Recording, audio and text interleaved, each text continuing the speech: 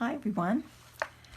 So I'm here today to show you how you can create one of these little chipboard covers and the pages for your book. This is especially if you've purchased the kit that I'm selling in my Etsy store. But I think with the measurements that I give you, you can create your own even if you choose not to get this kit.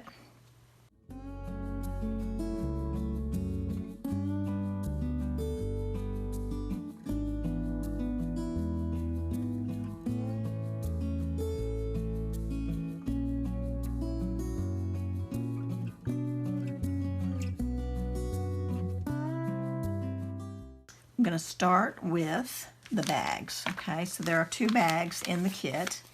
And these bags are roughly 16 inches long by 4.5 inches tall.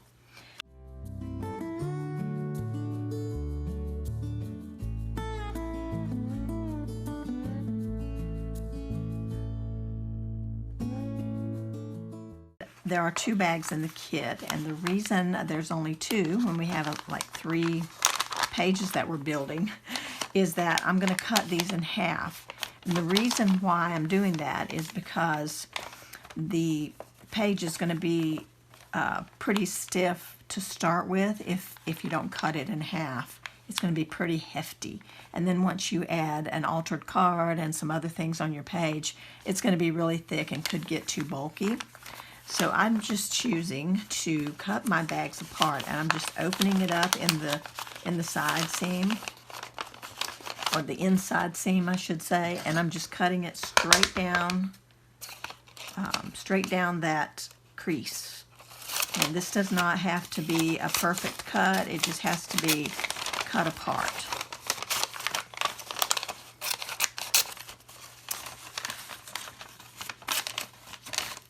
Now, probably should have done this first, but you really want to try and take this up.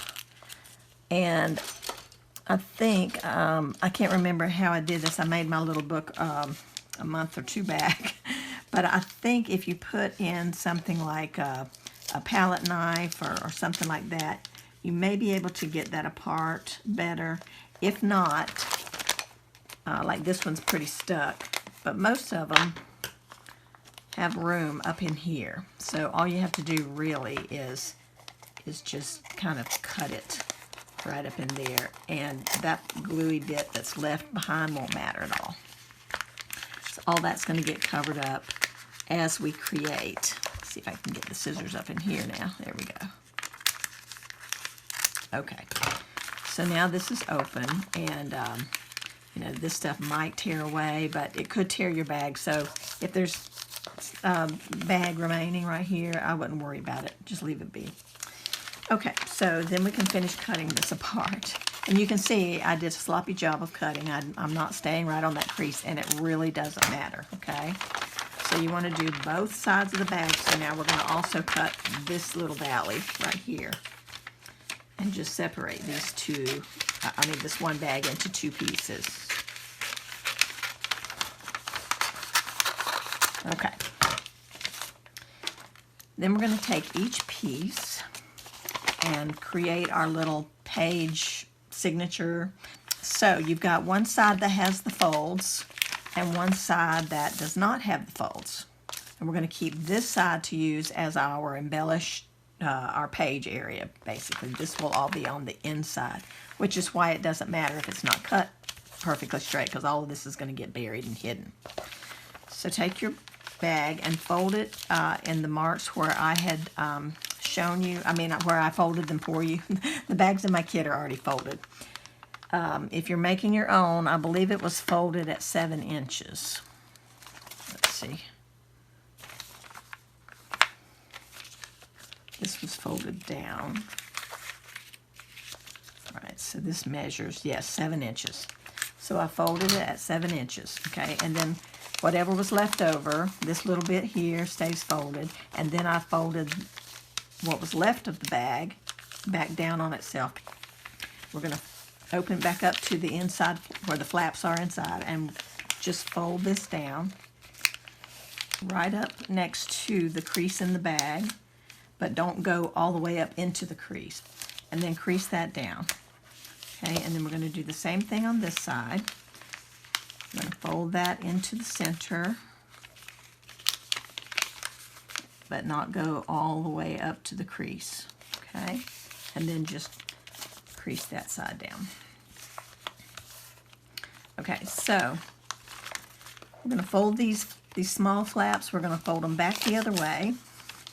Okay, this little one will go back the other way as well.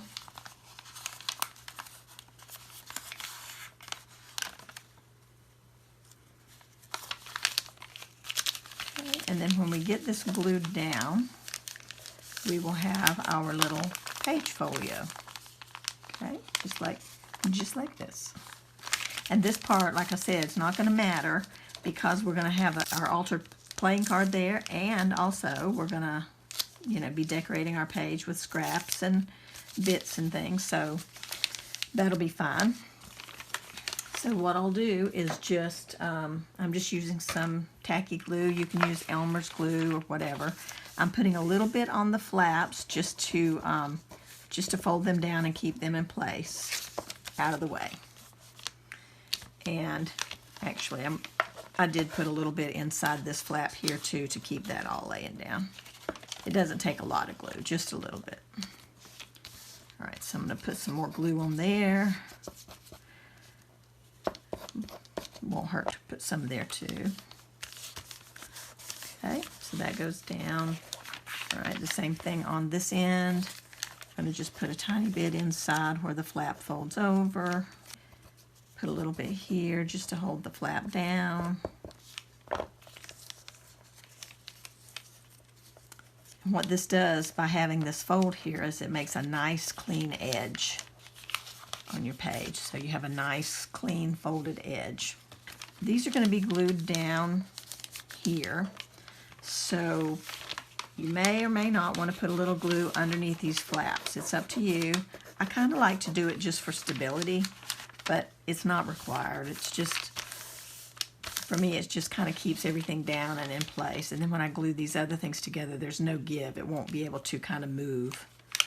So I'm just, you know, putting just the slightest amount of glue in there to hold it together. Okay. All right, and then this page, this half will go down and fold right down on top of the other one.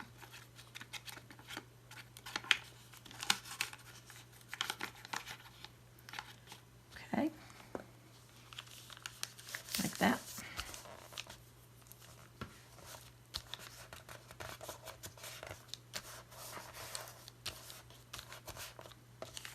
See, that has very easy to fold. It doesn't get crimped in that crease, and that's why we didn't fold it right up next to the crease line there.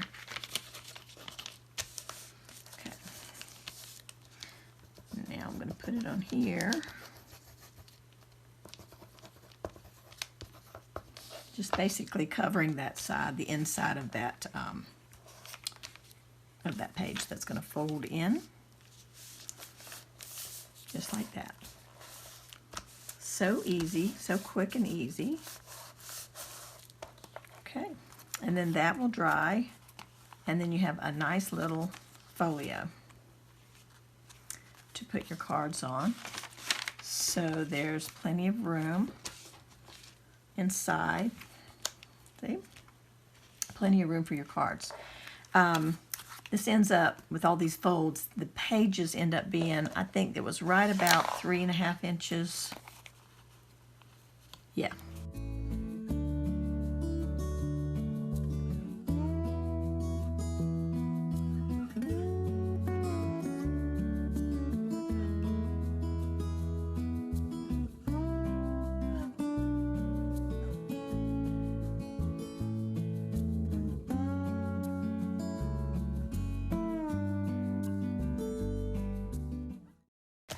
Now the cover, the total size of the chipboard is 8.5 by 4 7/8. Okay, and in the kits that you get from me, they're already pre-cut to that size, so you're good there. Then all you need to do to make the spine is you're going to score it Just gotta turn this around. Well, first, if you don't have the kit, or if you want to know how to do this for any other journals you make, and you're trying to find, you want to find the center first, and then you can measure out from that to make your spine as wide or as narrow as you want to make it. So for this one, we're going to find the center here. That's my center mark. Okay, and so for the spine of my book, I went out 3/8 of an inch on either side of the center. Okay, so that's where I'm going to crease or score my cover. Okay, so we'll do it again at the bottom. If you're doing it, just so you'll know how to do this for any journals you make in the future, you just find the center and then you put equal distance on either side depending on how wide you want your spine to be. All right, and then what you're going to do is take a bone folder or a stylus or something like that, and you're just going to hold your ruler in place, find out how wide your stylus is, make sure it comes right out on your mark, and then you're just going to press and do that a couple of times. Now, typically a lot of us will use our scoring boards to make score lines, but this chipboard is really thick, and so using a scoreboard doesn't help at all.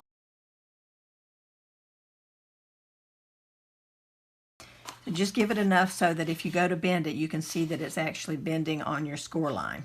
Okay. And if you're not, if you want to use these measurements, you don't have to find the center because I already did that for you. So you'll just score it at 3 7/8, which is what I did here, 3 7/8, and then again at 4 5/8, right here. 3 7/8 and 4 5/8. So don't score on your center line. In fact, if you're afraid you'll get confused, go ahead and erase your center. Once you get those outside marks on, go ahead and erase the center mark, and that way you won't get confused and score on your center line, because you don't want a score line there. It will weaken your spine. So we'll just do this, and then we'll get our score line in place again. Pressing good. Okay, that should be enough. And then all you do is just fold it gently on that score line. Just like so. And you end up with your little book. I'm going to erase all of my marks now.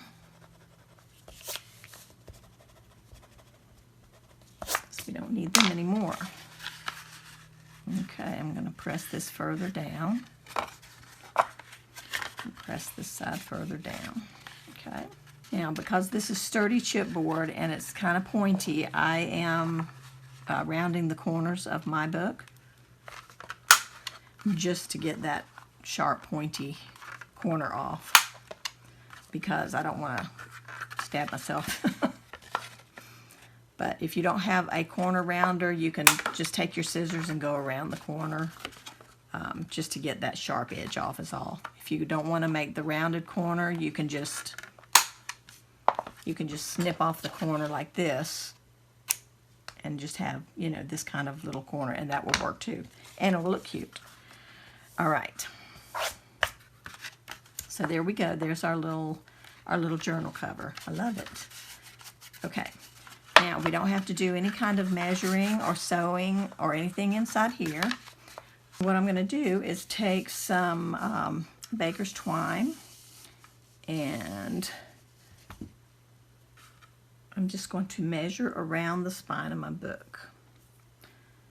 Okay. And I'm just going to start with, you know, a little bit past the spine, like so, just a few inches. And I'm going to wrap it around. Okay. 1, 2,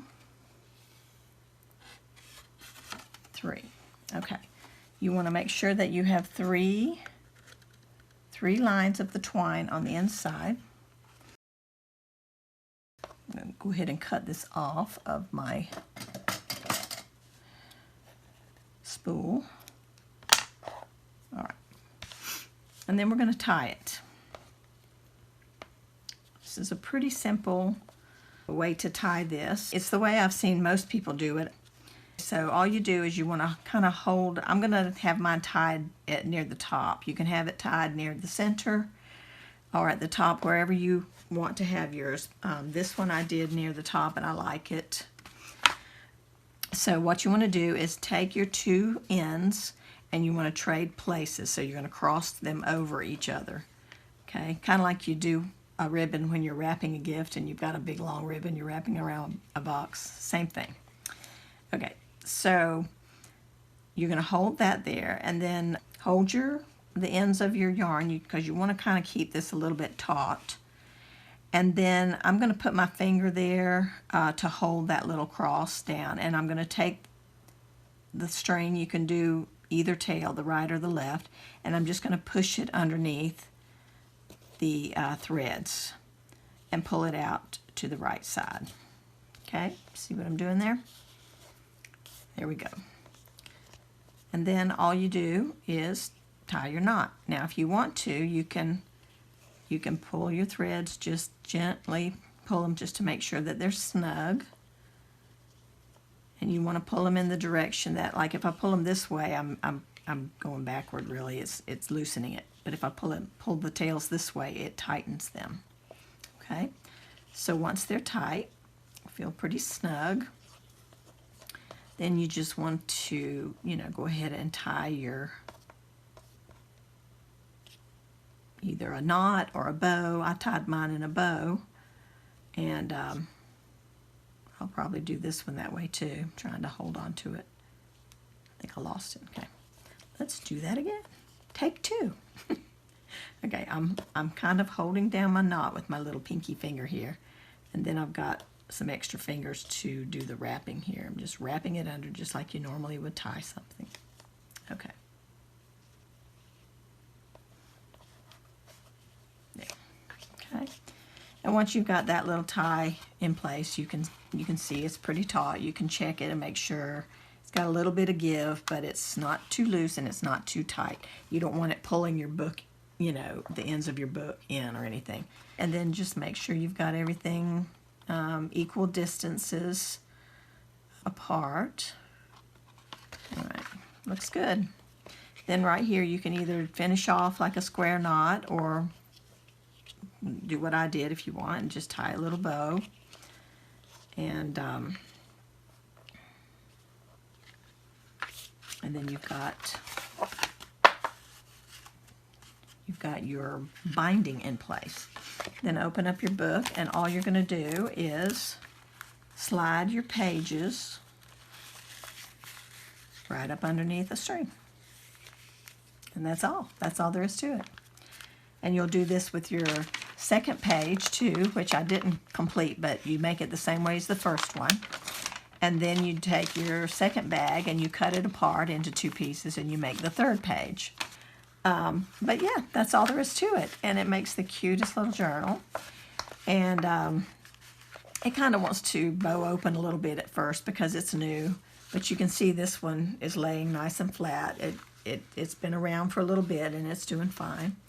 And so, you can press down use a bone folder if you want to press down your creases.